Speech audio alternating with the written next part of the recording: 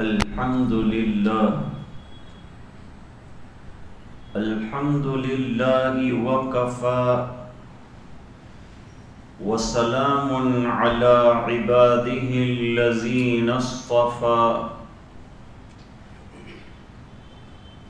خصوصا على أفضلهم وخاتم النبيين محمد الأمين وعلى آله وصحبه أجمعين أما بعد أعوذ بالله من الشيطان الرجيم بسم الله الرحمن الرحيم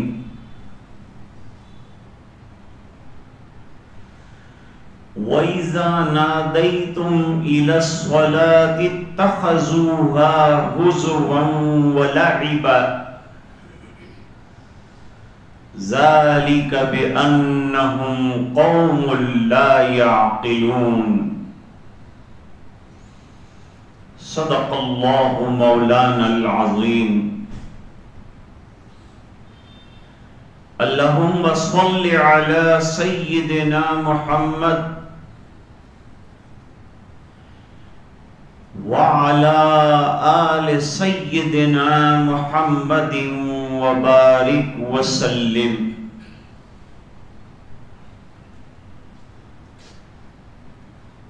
اذان یہ شعائر اسلام میں سے ہے. شعائر جمع ہے شعیرتن کی. شعیرتن علامت کو کہتے ہیں.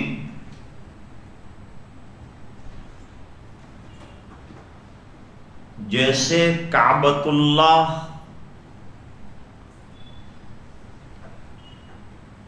اور حجر اسود اور مقام ابراہیم یہ سب شعائر اللہ میں سے ہے.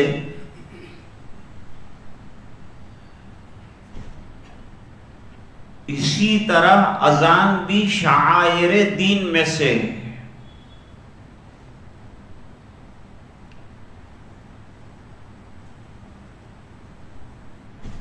اور اذان کی حیثیت عبادت کی ہے.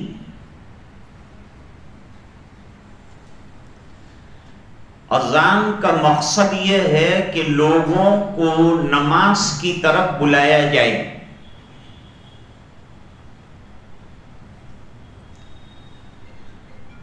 لیکن دشمنان دین اور معاندین اذان سے چڑھتے ہیں اور یہ سلسلہ زمانہ قدیم سے چلا آیا ہے. یاد رہنا چاہیے کہ اذان کا ثبوت وحی غیر متلو کے ذریعے سے ہوا ہے، لیکن اس کا تذکرہ قرآن کریم میں 2 جگہ آیا ہے.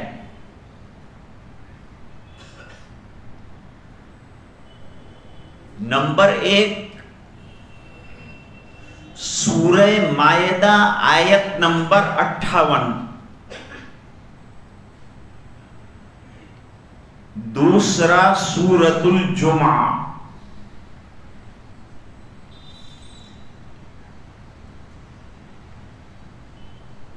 اذان کے ذریعے سے خون محفوظ کیے جاتے ہیں.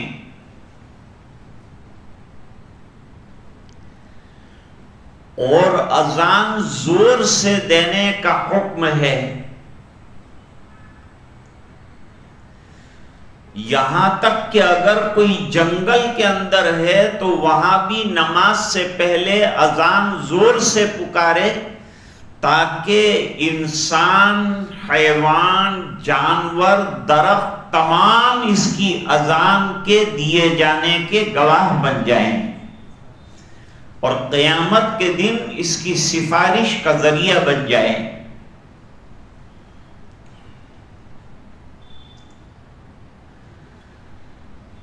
اکثر معاندین جو ہے وہ اذان سے چڑھتے ہیں چونکہ اذان کی حقیقت اور تاریخ سے اچھی طرح واقف نہیں۔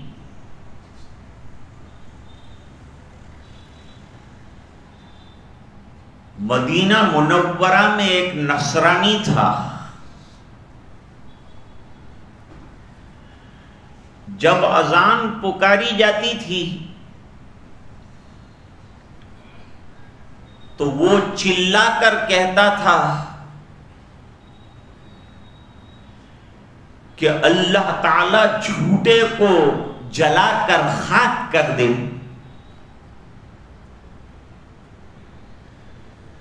اتفاق ایسا ہوا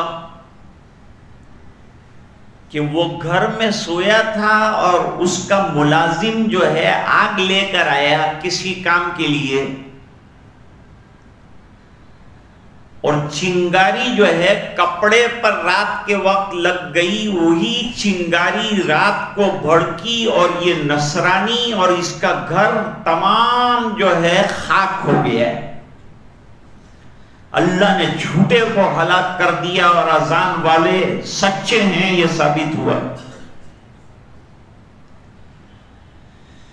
لیکن اس واقعے سے یہ اندازہ ہوا کہ زمانے قدیم سے اذان کی دشمنی چلی آ رہی، اور دشمنان دین اذان کے وقت جو ہے شور مچاتے ہیں اور اسے کھلواڑ سمجھتے ہیں اور ایک مذاق سمجھتے ہیں۔ اتخذوها ہزوا ولعبا، حالانکہ اذان نہایت عمدہ تاریخ رکھتی اور اس کے ہر لفظ میں معنویت ہے اور بڑی فصاحت و بلاغت ہے، دعوت ہے اذان کے، نماز کے لیے دعوت ہے۔ اذان کیا ہے؟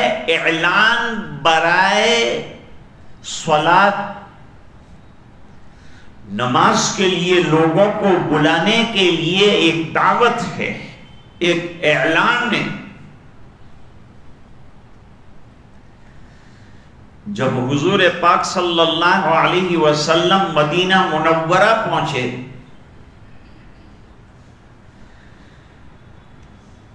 تو صحابہ کرام کو فکر ہوئی کہ اب مسجد بن گئی ہے، مسجد نبوی شریف جو ہے شہر سے ہٹ کر ہے اور قبرستان کے پاس تھی، اور مدینہ منورہ میں صحابہ کرام اکثر حضور پاک صلی اللہ علیہ وسلم کے پیچھے نماز پڑھنے کے لیے آتے تھے کہ اقتدا حضور پاک صلی اللہ علیہ وسلم کے پیچھے کریں گے۔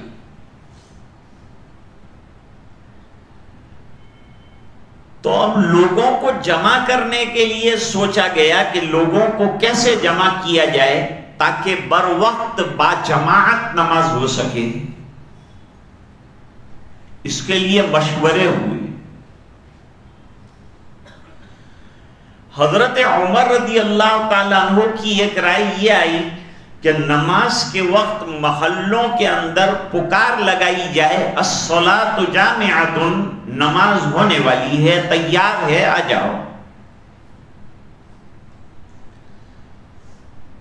بعض حضرات کہتے ہیں کہ اس پر عمل ہوا، یہ رائے حضرت عمر رضی اللہ عنہ نے پیش کی تھی، اور بعض حضرات کہتے ہیں کہ اس پر عمل نہیں ہوا، غور و فکر اس بنا پر کہ بلانے کے لیے جب جاتے تھے تو قریب والے جلدی آ جاتے تھے اور دور والے دیر سے آتے تھے اور خود بلانے والا اخیر میں آتا تھا، اس لیے یہ مسئلہ حل کرنے کے قابل بنا۔ صحابہ کرام بہت زیادہ فکر میں رہے کہ کیا کیا جائے۔ مشورہ ہوا، مشورے کے لیے بیٹھے، اللہ چاہتے تو وحی کے ذریعے سے بھی اس کو نازل فرما سکتے تھے اور حکم دے سکتے، لیکن چند مسائل کو نبی کی رائے پر چھوڑا گیا ہے۔ اور صحابہ کرام کے مشوروں پر چھوڑا گیا ہے۔ وحی کی دو قسمیں ہیں، وحی سری اور وحی حکمی۔ وحی حکمی 5 چیزیں ہیں اور وحی سری 2 چیزیں ہیں۔ وحی مطلوع اور وحی غیر مطلوع، یہ وحی سری کی اقسام ہیں، اور وحی غیر مطلوع یہ احادیث مبارکہ ہیں، اور وحی مطلوع قرآن کریم ہے جو نمازوں میں پڑھا جاتا ہے۔ وحی حکمی میں نبی کا خواب، نبی کا اتحاد، اجماع امت، صحابہ کا اتحاد اور ائمہ مجتہدین کا اتحاد آتا ہے۔ یہ وحی حکمی ہے اور اس کی پھر تفصیل ہے۔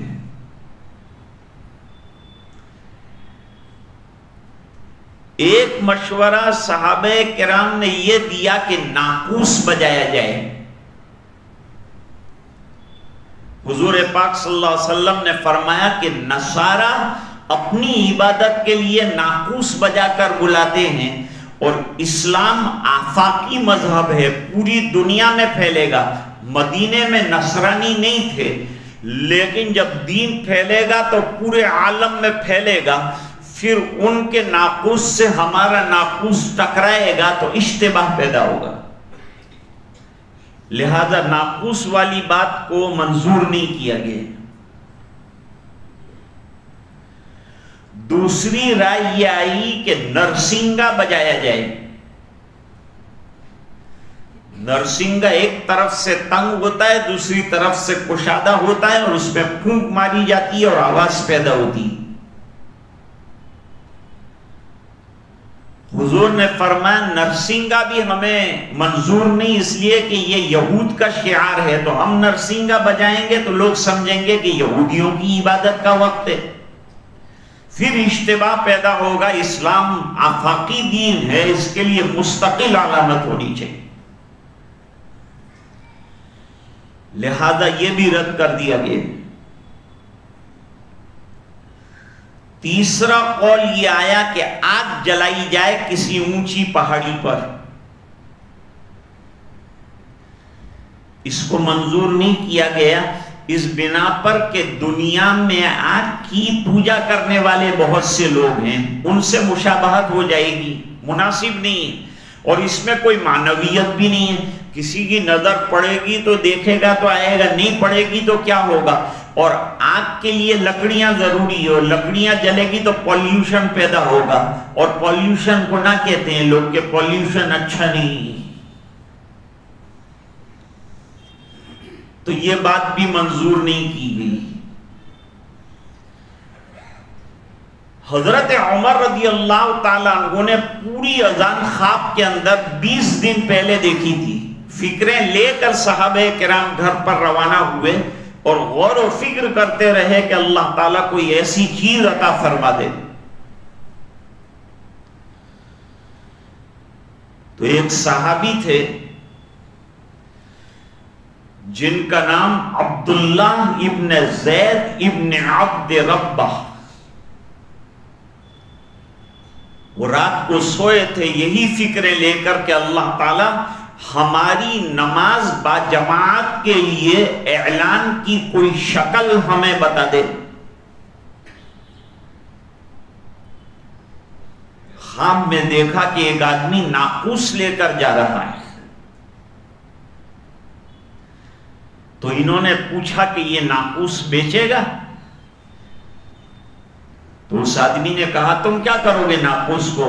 کہا ہم کو نماز پڑھنی ہے جماعت کے ساتھ، اور اس کے لیے لوگوں کو جمع کرنا ہے، تو اس کو بجا کر لوگوں کو بلائیں گے۔ فرمایا مناسب نہیں تمہارے لیے، میں اس سے اچھا طریقہ بتاتا ہوں۔ پوری اذان بتائی، اقامت بتائی، اور عجیب بات یہ ہے کہ عبداللہ ابن زید کو یاد بھی ہو گئی تھی۔ وہ تہجد کے وقت دوڑے دوڑے حضور پاک صلی اللہ علیہ وسلم کی خدمت میں حاضر ہوئے، اور پوری اذان سنائی. اذان سننے کے بعد حضور نے فیصلہ فرمایا کہ یہ من جانب اللہ بالکل حق بات معلوم ہوتی ہے اور نہایت عمدہ ہے. اذان خالی اعلان نہیں ہے، اس کے اندر معنویت ہے، اس کے اندر مکمل دین کا پیغام ہے، اور دنیا کے کسی انسان کو کسی قسم کی کوئی تکلیف پہنچانے کی خبر اذان کے اندر نہیں ہے.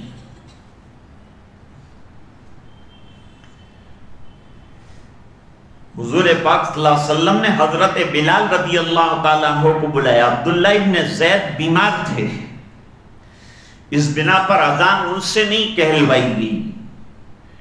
حضرت بلال رضی اللہ تعالیٰ عنہ کو بلایا گیا، صحابہ کرام جمع ہو گئے اور یہ اذان پڑھی گئی اور سب نے تسلیم کیا کہ یہ من جانب اللہ معلوم ہوتا ہے. حضور نے اس پر مہر تصدیق ثبت فرما دی کہ یہ اذان اب سے جو ہے لوگوں کو نماز کے بلانے کے لیے ایک شعار ہوگا. ایک اصول تھا حضور کا کہ جب کسی علاقے پر حملہ کرتے تھے تو رات کے وقت پہنچ جاتے تھے، لیکن رات کو شب خون نہیں مارتے تھے.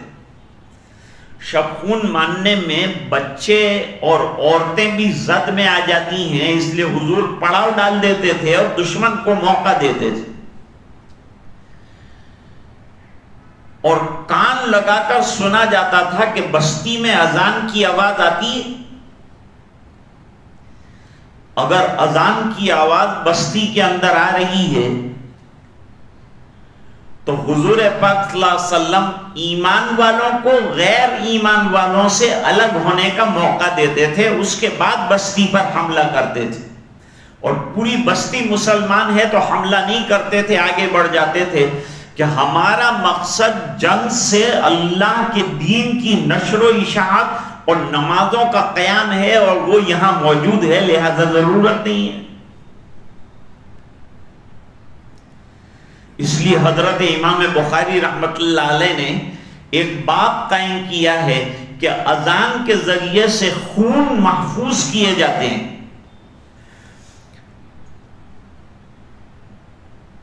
اور اذان کو کون پسند نہیں کرتا؟ شیطان.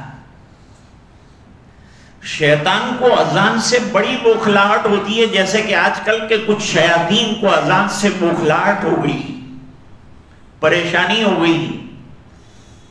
اذان ہوتی ہے تو ان کو کچھ ہوتا ہے اور مسلمان نماز کے لیے دوڑ جاتا ہے.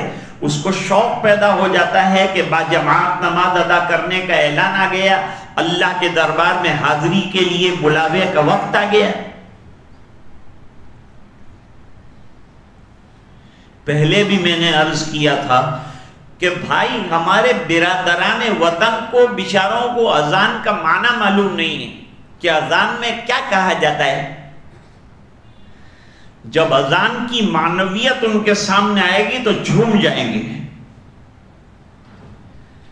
حدیث شریف میں فرمایا کہ جب اذان ہوتی ہے تو شیطان خروج ری ما صوت کرتا ہوا بھاگ جاتا ہے، اتنی دور بھاگتا ہے کہ جہاں اسے اذان کی آواز نہ آئے، اس بنا پر کہ اس کی تبلیغ جو ہے اس سے یہ اذان کا ٹکراؤ ہے، اس کی دعوت اور اذان کی دعوت میں ٹکراؤ ہے، اس لیے وہ بھاگتا ہے. لیکن جب نماز کا وقت ہوتا ہے تو دوبارہ وہ آ جاتا ہے اور آنے کے بعد وسوسہ اندازی کر کے نماز جیسی عظیم عبادت کو خراب کرنے کی کوشش کرتا ہے. حضور پاک صلی اللہ علیہ وسلم نے حضرت بلال رضی اللہ تعالیٰ عنہ سے فرمایا کہ یہ اذان کے الفاظ اچھی طرح سے یاد کر لو اور اس کو پکارو، زور سے پکارو. حضور نے حضرت بلال رضی اللہ تعالیٰ عنہ سے فرمایا تھا کہ کان میں انگلی ڈالو، اور کان میں انگلی ڈالنے سے آواز بلند ہو جائے گی. لہذا بلند آواز، انسان کی جو آواز ہے وہ اپنی طاقت بھر اور مقدور بھر بلند کر لے اور بلند آواز سے اذان دیا جائے، کیونکہ جہاں تک اس کی آواز پہنچے گی وہاں تک کی تمام چیزیں اس کے لیے قیامت کے دن گواہ بن جائے گی. تو دو باتیں معلوم ہوئی، غیروں کو اور اسلام سے عناد رکھنے والوں کو اذان سے دشمنی ہے، اس لیے وہ اذان کو ختم کرنا چاہتے ہیں یا لاؤڈ اسپیکر بند کروانا چاہتے ہیں۔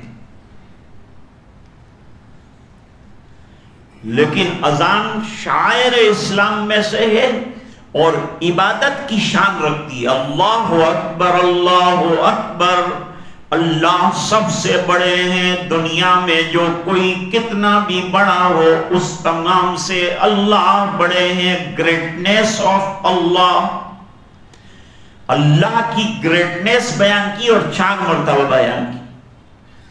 تم دفتر میں ہو، تم آفس میں ہو، تم بزنس میں ہو، تم وزارت کی کرسی پر ہو، تم عظیم ہو، تم حاکم ہو، لیکن اللہ اکبر، اللہ تعالیٰ سب سے بڑے ہیں۔ تو جو سب سے بڑے ہیں اس کی عبادت ہونی چاہیے، اور وہ عبادت، بہترین عبادت کیا ہے؟ نماز ہے جس کی طرف بلایا جا رہا ہے۔ پھر فرمایا اشہد ان لا الہ الا اللہ، میں گواہی دیتا ہوں اس بات کی کہ اللہ کے علاوہ عبادت کے لائق کوئی نہیں ہے۔ اس میں کیا حرج ہے اور اس میں کیا شک ہے کہ اللہ کے علاوہ عبادت کے لائق کوئی نہیں ہے؟ آسمان اس نے بنائے ہیں، زمین اس نے بنائی ہے، ستارے اس نے بنائے ہیں، آفتاب و مہتاب اس نے بنائے ہیں، زمین اس نے بنائی ہے، آسمان اس نے بنایا ہے، انسان کو اس نے بنایا ہے، درخت کو اس نے بنایا ہے، شجر حجر کو بنانے والا اور خالق اللہ ہے۔ اور جو خالق ہے، جس نے بنایا ہے، اس کی پوجا ہونی چاہیے، اس کی عبادت ہونی چاہیے، اور وہ ایک اللہ کی ذات ہے، اس میں کوئی شبہ نہیں ہے۔ ذالک الکتاب لا ریب فیہ، جیسے قرآن کے اللہ کی کتاب ہونے میں شک نہیں، اس طرح اللہ کے وحدہ لا شریک ہونے میں کوئی شک نہیں۔ اس میں کیا بات ہے؟ یہ بات ہم کو بتائی کس نے کہ اللہ ایک ہے، اور عبادت ہزاروں بتوں کی اور 360 بتوں کی عبادت کرنے والوں کو ایک اللہ کی عبادت پر جمع کرنے والی شخصیت سب سے آخر میں انبیاء کرام میں تاجدار مدینہ جناب رسول اللہ صلی اللہ علیہ وسلم تشریف لائے۔ فرمایا اشہد ان محمد رسول اللہ، میں اس بات کی گواہی دیتا ہوں کہ محمد صلی اللہ علیہ وسلم اللہ کے رسول ہیں، اللہ نے انہیں وحی دے کر بھیجا ہے، انہوں نے ہمیں پیغام دیے ہیں، احکام دیے ہیں، اور عبادت اسی کے لیے کرنے کا حکم فرمایا ہے۔ لہذا اللہ کی وحدانیت کی بھی گواہی دیتا ہوں اور حضور کی رسالت کی بھی گواہی دیتا ہوں۔ 2 بات ہوگی۔ یہ بیزک عقیدہ ہے جس کو 5 وقت اذانوں کے ذریعے سے پوری دنیا میں عام کیا جاتا ہے۔ اس میں ملکوں کی سلامتی ہے، اس میں انسانوں کی سلامتی ہے، اس میں دیش کی سلامتی ہے، پریشانی کی کوئی بات نہیں۔ کسی کو دکھ پہنچانا، کسی کو کاٹنا مارنا، پریشان کرنے کی بات نہیں کہی گئی، بلکہ دنیا کی پریشانیاں دور ہونے کا راستہ بتایا کہ سجدہ کرو اور اللہ کی عبادت کر کے اللہ کو راضی کرو، تو اللہ تعالیٰ دنیا کے تمام کام اپنے اور غیروں کے آسان فرما دیں۔ آگے فرمایا حی علی الصلاۃ، اب اس کام کے لیے کہ اللہ کی عبادت کے لائق ہے آ جاؤ ایک بہترین عبادت کی طرف، اور وہ عبادت نماز کی طرف بلایا۔ علماء نے لکھا کہ نماز اعظم العبادات ہے، جتنی عبادات ہیں ان تمام کا نچوڑ اور خلاصہ اللہ تعالیٰ نے نماز کے اندر رکھا ہے۔ اور یہ اذان جو دی جاتی ہے وہ فرض نمازوں کے لیے دی جاتی ہے، جیسے کہ جمعہ فرض ہے تو اس کے لیے اذان کہی گئی، قرآن کریم میں فرمایا یا ایھا الذین آمنوا اذا نودی للصلاۃ من یوم الجمعۃ فاسعوا الی ذکر اللہ وذروا البیع ذالکم خیر لکم ان کنتم تعلمون۔ اے ایمان والو، جب جمعہ کے دن تمہیں نماز کے لیے بلایا جائے تو اپنے کاروبار، اپنے دفاتر تمام کو چھوڑ کر اذان ہوتے ہی مسجد کی طرف چل دو۔ وَذَرُوا الْبَيْعَ، اور بے کہاں ہوتی ہے؟ شہروں کے اندر ہوتی ہے، اس لیے جمعہ بھی جو ہے ایسی جگہ پر قائم کیا جائے جس کے اندر شان شہریت موجود ہو، چھوٹے دیہاتوں کے اندر۔ اس لیے حضرت شاہ ولی اللہ صاحب محدث دہلوی رحمت اللہ علیہ نے تحریر فرمایا کہ جمعہ کے لیے خاص قسم کی مدنیت اور شہریت ضروری ہے جہاں جمعہ قائم کیا جائے۔ اور بے و شراء کہاں ہوتی ہے؟ شہروں کے اندر ہوتی ہے۔ تجارتیں کہاں ہوتی ہے؟ شہروں کے اندر ہوتی ہے۔ ان تمام کاروبار کو ترک کرو، چھوڑو، اللہ کی عبادت کے لیے آ جاؤ۔ اس سے بڑھ کر اور کوئی کامیابی کا کام نہیں ہے۔ اس لیے حی علی الصلاۃ کے بعد فرمایا حی علی الفلاح۔ کیوں آئے بھائی نماز پڑھنے پر کیا ملے گا؟ تو جواب دیا نماز پڑھنے پر فلاح ملے گی، اور فلاح کا مطلب یہ ہے کہ دنیا میں بھی کامیابی ملے گی، آخرت میں بھی کامیابی ملے گی۔ جب آخرت میں اللہ کامیابی عطا فرمائیں گے تو دنیا میں بھی کامیابی عطا فرمائیں گے۔ اللہ تعالی دین پر چلنے والوں کو دنیا سے محروم نہیں کرتے، انہیں دنیا بھی عطا فرماتے ہیں۔ صحابہ کرام دین پر چلے تو اللہ نے آدھی دنیا پر حکومت عطا فرمائی۔ پھر اخیر میں ایک بار پھر اللہ تعالیٰ کی عظمت اور کبریائی کا بیان ہے۔ اس اعلان پر گویا اذان ختم ہوتی ہے اور ختام ہو مسک ہوتا ہے۔ پھر فرمایا اللہ اکبر، اللہ اکبر۔ اب دنیا کی کسی چیز کو بڑا مت سمجھنا، اپنے آپ کو بڑا مت سمجھنا، جلدی آ جاؤ۔ سب سے بڑے نے تمہیں بلایا ہے اور نماز کے لیے بلایا ہے اور سجدے کے لیے بلایا ہے اور اپنی بندگی کے اقرار کے لیے تمہیں بلایا ہے۔ تو آ جاؤ، آ جاؤ، اللہ بہت بڑے ہیں اور لا الہ الا اللہ، اس کے علاوہ عبادت کے لائق کوئی نہیں، وہی عبادت کے لیے لائق ہے، لہذا آ جاؤ۔ اب سوال یہ ہے کہ کیا لاؤڈ اسپیکر ضروری ہے؟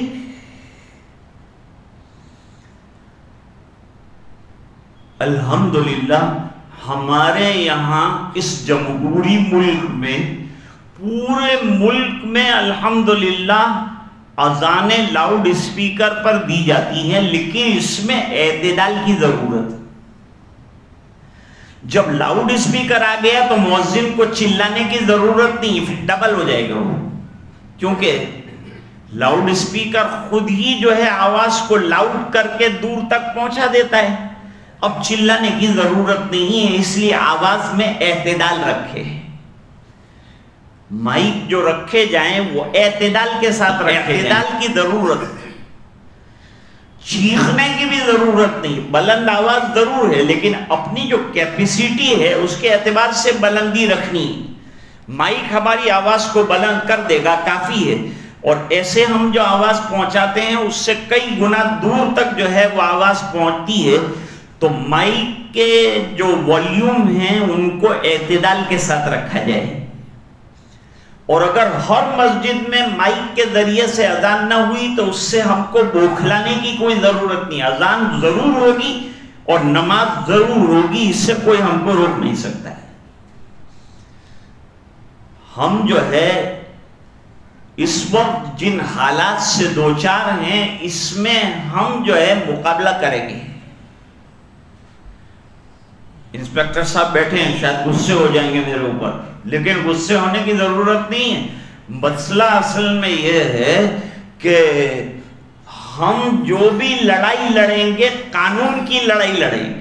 کیا انسپیکٹر صاحب اس کے اندر کوئی پرابلم ہے کہ ہم قانونی اعتبار سے اور عدالت میں جا کر دروازہ کھٹکھٹائیں اور کھٹکھٹا کر اپنے مسائل کو ہم پیش کریں، جس کی جو ہے جمہوریت میں پوری پوری اجازت ہے؟ تو ہم قانونی لڑائی لڑیں، قانون کو اپنے ہاتھ میں نہ لیں. چاہے وہ ہماری مسجدوں کی بقا کا مسئلہ ہو، چاہے وہ لاؤڈ اسپیکر کے سلسلے کا مسئلہ ہو، چاہے ہماری مسجدوں کو شہید کرنے کا لسٹ بنایا گیا اس کے سلسلے میں، ہم کو اپنے ڈاکیومنٹیشن جو ہے بہت مضبوط رکھنی چاہیے، ذمہ داروں کو پورا خیال رکھنا چاہیے، چوکنا رہنا چاہیے، آنے والوں کے ساتھ قانون کی زبان میں بات کرنی چاہیے. تو کوئی منع نہیں کرتا اس ملک کے اندر. گیان واپی مسجد کے لیے بھی سپریم کورٹ نے کہا ہے کہ بھئی جہاں شیو لنگ نظر آیا ہے اس کو کورڈن کر دیا جائے، باقی مسجد کے اندر نمازوں کا سلسلہ جاری رکھا جائے، اس میں کوئی حرج نہیں ہونا چاہیے. وقت ختم ہو گئے، لیکن الحمدللہ میں نے مولانا مزمل صاحب سے کہا تھا کہ میں 1.5 میں 5 کم پر ختم کروں گا، لیکن ذرا یہ مسائل جو موجودہ حالات کے اعتبار سے تھوڑا سا میری بات جو ہے بڑھ گئی. رفیق بھائی ناراض نہیں ہوں گے، اس لیے کہ انہوں نے پرمیشن دیا ہوا ہے کہ اگر وقت بڑھ جائے تو کوئی حرج کی بات نہیں. تو میرے عرض کرنے کا مقصد یہ ہے، لیکن اسلام نے جو اعتدال بتایا ہے، قرآن کریم میں فرمایا وَلَا تُصَعِّرْ خَدَّكَ لِلنَّاسِ وَلَا تَمْشِ فِي الْأَرْضِ مَرْحًا إِنَّ اللَّهَ لَا يُحِبُّ كُلَّ مُخْتَالٍ فَخُورٍ وَاقْصِدْ فِي مَشْيِكَ وَاغْضُضْ مِنْ صَوْتِكَ. اور فقہ کی کتابوں میں بھی لکھا ہے کہ ضرورت کے مطابق اپنی آواز کو بلند کیا جائے. امام بھی جب نماز پڑھائیں گے تو جتنا مجمع ہے اس کے اعتبار سے اس کو اپنی آواز رکھنی. ہمارے حضرت سید مفتی عبدالرحیم صاحب لاجپوری رحمت اللہ علیہ ذرا پست آواز سے نماز پڑھاتے تو ایک صاحب نے اعتراض کیا کہ حضرت زور سے کیوں نہیں پڑھتے؟ فرمایا جتنے مقتدی ہیں ان تک آواز پہنچتی ہے، اس کے اعتبار سے شامی میں مسئلہ لکھا ہے کہ اتنی آواز سے نماز پڑھنی. ریونین کے اندر ایک بہت بڑے امام تھے، وہ دگنا تگنا اور چلا چلا کے پڑھتے تھے. تو ان کے استاد آئے تو انہوں نے کہا کیا تم کو ڈبل تنخواہ ملتی ہے؟ کہا نہیں، اکہری ملتی ہے، وہ بھی مشکل سے ملتی ہے. کہ تم تو آواز تو ڈبل تنخواہ جتنی نکالتے ہو، حالانکہ مقتدی کہہ رہے ہیں. تو جتنی ضرورت ہو اس کے مطابق مائک رکھا جائے، جہاں ضرورت ہو وہاں رکھا جائے، اور اس مسئلے کے اندر اعتدال سے کام لیا جائے. اور اس کو یہ نہ سمجھا جائے کہ مولانا نے لاؤڈ اسپیکر کے خلاف تقریر کر دی. میں اس کے خلاف تقریر نہیں کرنا چاہتا، لیکن اعتدال جو قرآن کریم نے بتایا ہے کہ بھئی چلنے میں بھی اعتدال، بولنے میں بھی اعتدال. ان انکر الاصوات لصوت الحمیر. تقریروں کے اندر بھی بضرورت میں کہا کرتا ہوں کہ باہر اگر تقریر ہو تو مائک اتنا رکھو کہ سونے والے سو سکیں، آرام کرنے والے آرام کر سکیں. اس طرح کا مائک رکھو، ایسا مت رکھو کہ 10 محلوں تک آواز جائے اور بچے سو نہ سکے اور کسی کو تکلیف ہو. یہ مقصد نہیں. مسجد میں تقریر ہو تو باہر کے مائک چلانے کی ضرورت نہیں. مسجد کے جو مائک ہیں ان کو اعتدال کے ساتھ اچھا چلایا جائے، اچھے ہونے چاہیے مائک. جیسے ہماری مسجد کا مائک نہایت عمدہ کیا گیا ہے. میں نے مولانا مزمل صاحب سے صبح کہا مائک کیسا ہے؟ فرمایا مائک عمدہ ہے. ٹھیک ہے، تو بھئی مائک اچھا ہونا ایک بات ہے اور زور زور سے چلانا الگ بات ہے. تو بلا ضرورت چلانے کی ضرورت بھی نہیں ہے، اعتدال سے. حضرت عمر بہت زور سے قرآن کریم پڑھ رہے تھے تو حضور پاک صلی اللہ علیہ وسلم نے فرمایا اعتدال سے کام لو. اس طرح اذانوں کے اندر مؤذنین اعتدال سے کام لیں. اور لاؤڈ سپیکر کے والیوم جو ہیں کم رکھے جائیں، کیونکہ ہر مسجد کے اندر الحمدللہ لاؤڈ سپیکر کے اندر اذان ہوتی ہے، لہذا ہم کسی کو ایذا رسانی کا سبب نہیں بننا چاہتے، ہم تو ہمارے لوگوں کو بلا کر قریب کے جو لوگ ہیں ان کو یہ اطلاع دینا چاہتے ہیں کہ نماز کا وقت ہو چکا ہے اور جماعت کھڑی ہونے والی ہے، آ جاؤ۔ اللہ تعالیٰ سمجھنے کی توفیق عطا فرمائے۔ وآخر دعوانا الحمدللہ رب العالمین۔